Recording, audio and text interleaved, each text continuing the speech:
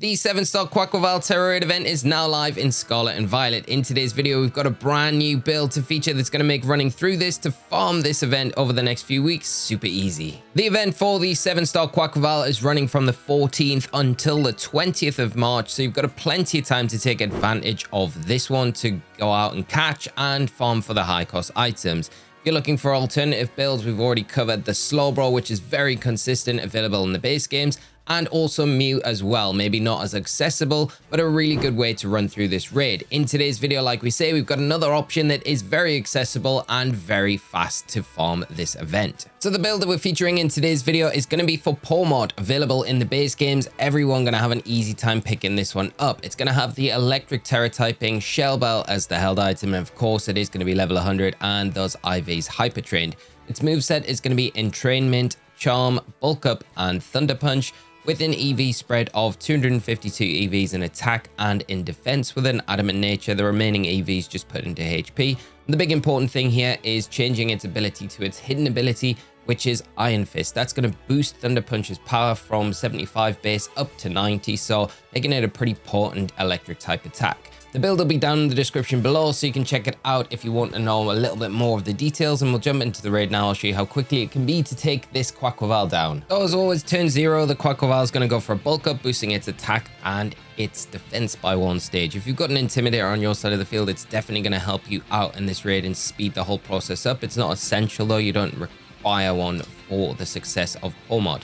Turn 1, we're going to lock in with a Charm. That's going to reduce the attack on the QUAQUAVAL by -2 in this raid, so meaning that it's not going to hit as hard in this initial part of the raid, meaning that we're going to be able to kind of get to that stage where we need to set up. Turn 2, we're going to go for an Entrainment. That is going to essentially remove the Moxie ability from the QUAQUAVAL, prevent it getting any of those boosts later on in the raid, and it makes it just a little bit easier to manage. Turns it into Iron Fist, copying our ability, of course. That's fine because the QUAQUAVAL doesn't have any moves that are going to benefit from that Iron Fist ability. So no drawbacks there other than the benefit of not having Moxie on the field. Turn 3, we're going to go for a Thunder Punch. That's going to chip down our Terastallization counter. It's also going to get us a little bit of health back, which is quite important for this next step, because we want to be able to be as healthy as possible when that raid timer hits 85%, so we can start setting up in this raid. If you can get 2 Thunder Punches off here before we do hit that 85% of the raid timer, that's great. If you can't, like us here, that's fine, because the next thing that we're going to start to do is go for those bulk ups. We want to try and get 6 of these set up. Now, at any stage in the raid, when you're going for these 6 bulk ups, if your health is looking a little bit too low, if it looks like you're close to getting knocked out, and just go for a heal cheer. You can go for a Thunder Punch if the shield's not up, just to get some extra health back, but you probably are going to need to just lock in a heal cheer. We're not taking too much damage from these attacks just yet, but remember, it's 75% of the raid timer going up. It will nullify stat drops on its side of the field, so it will mean that it's going to hit a little bit harder for the initial few turns before you get those final few bulk ups set up.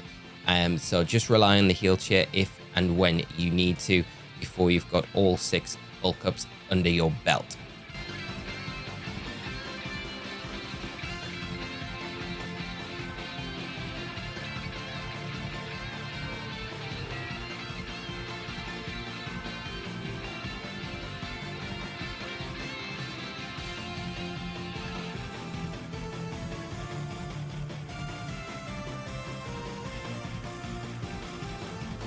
So the 6 bulk ups are now set up. We're at +6 on our attack and in our defense. All we need to do now is chase down our Terastallization. We did need to use a heal chair. It's not the most consistent recovery method, but hopefully it's enough to get you through the next stage of this raid, where we are just waiting on us being able to Terastallize, and then we can do some really significant damage, break the shield, and then close this up pretty quickly. So that's why I said earlier on in the raid, if you can squeeze 2 Thunder Punches in, it's pretty tight before that stats and abilities get nullified.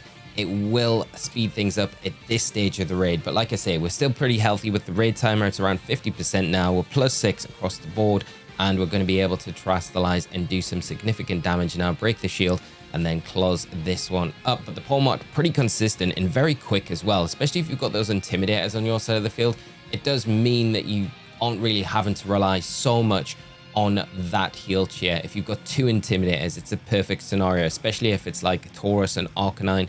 that are going to cycle in and out of the field quite often, because that means you're going to be dropping those Intimidates all over the place. It really will make that heal cheer turn not really something that you're going to have to rely on. Whereas if you don't have the Intimidators on your side of the field, then you're going to have to probably rely on that heal cheer a lot of the time.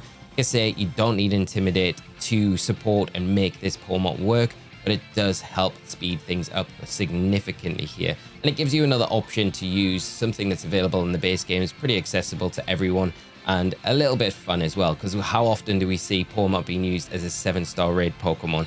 Not very often at all. So to speed things up as well, what you can do at this stage of the raid, you can just close things out with a Thunder Punch, or you can go for a all-out attack chair, which will speed up the damage, increase the damage. But I say at this stage, you don't need to do really anything else other than just spam that Thunder Punch attack, which is going to be another 2, be enough to clean this one up. Whereas if you went for the all-out attack chair, you'd be able to do it in 2, but essentially you're using the same amount of turns. So whatever you prefer to use as the quicker method. Like I say, if you do have 2 Intimidators on your side of the field, you'll probably be able to close this raid up a bit quicker, but we've got plenty of time on the raid timer left, and I would say it's probably very close to the point of the same sort of speed that you're looking at with the Mew and the Slowbro as well. So just an alternative option if you want to come in and farm these raids over the next week when this event's running, especially for those high cost items. I do love Pawmot as an option here. It is very consistent. I've run through the QUAQUAVAL